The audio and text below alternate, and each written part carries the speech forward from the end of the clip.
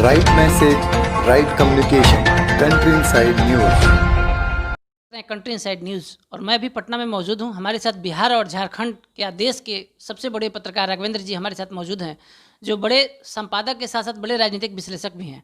इनसे हम समझना चाहते हैं, जो आज चुनाव हो रहा है, चुनाव नहीं, ये महायुद्ध है बिहार में।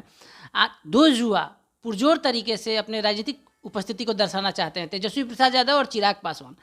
तेजस्वी प्रसाद यादव पर मुकेश सहनी वीआईपी पार्टी के अध्यक्ष ने बड़ा ही गंभीर आरोप लगाया है। बोला है कि तेजस्वी यादव किसी युवा को, कन्हैया से लेकर चिराग पासवान, खुद अपने बारे में किसी को आगे नहीं बढ़ने देना चाहते हैं। सर हमारे राजनीतिक गुरु भी हैं और हमारे पत्रकारिता के गुरु भी हैं। इनसे हम जानना चाहते हैं कि सर तेजस्वी जी के ऊपर जो ये आरोप लग रहे हैं, आने वाले समय में क्या ये स्टेबल राजनीतिक बन पाएंगे या नहीं? सर बताएं। तेजस्वी यादव के बारे में जो भी आरोप लग रहे हैं उसमें मुझे बहुत दम नहीं लग रहा है, क्योंकि वीआईपी पार्टी की तरफ से जिस तरह से कल बिहेवियर हुआ प्रेस कॉन्फ्रेंस में, आप खुद बताइए, बिहार की राजनीति में लोगों ने, ठीक है राजनीति का स्तर गिरा है, पर इस तरह कम से कम एक अनुशासन की उम्मीद तो सबसे की ही जाती है। वो एक पार्टी के राष्ट्रीय अध्यक्ष हैं, और जहाँ तक छुरा भोंकने की बात है तो ज़मीन पे ताकत का आकलन करके ही किसी पार्टी को सीटें दी जाती है या नहीं दी जाती है।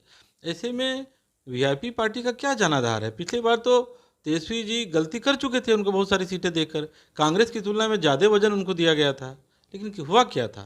तो इस बार जो आकलन है, ज़मीनी आकलन इन लोगों ने किया है, और मुझे लगता है राजद ने अपनी गलती सुधार ली है, और जो ज़मीन के हिसाब से जो हैं, इसीलिए लेफ्ट पार्टी को ज़्यादा वैल्यू मिला है, क्योंकि लेफ्ट ज़मीन पर है, माले ज़मीन पर है, तो उनको सीटें मिली है। सर तेजस्वी प्रसाद यादव क्या अपनी उपस्थिति मुख्यमंत्री के उम्मीदवार के रूप में दर्शा पाएंगे बिहार में? देखिए कौशल जी, ये तो जनता तय करती है, लेकिन ये है कि युवा तेजस्वी ने एक राजनीतिक परिपक्वता का परिचय तो दिया है और राजनीतिक समझदारी दिखाई है। आप सीटों के शेयरिंग को देख लीजिए, टाइमिंग को देख लीजिए, तो महागठबंधन एक दिन तो आगे हो गया। आज तक बीजेपी एनडीए ये नहीं बता पा रही है लोगों को कि हम सीट शेयरिंग में क्या हमारा फार्मूला होगा, और इन्होंने एक दिन पहले तो सीट शेयरिंग कर ली, तो ये मनोवैज्ञानिक बढ़त तेजस्वी यादव को मिल गया है।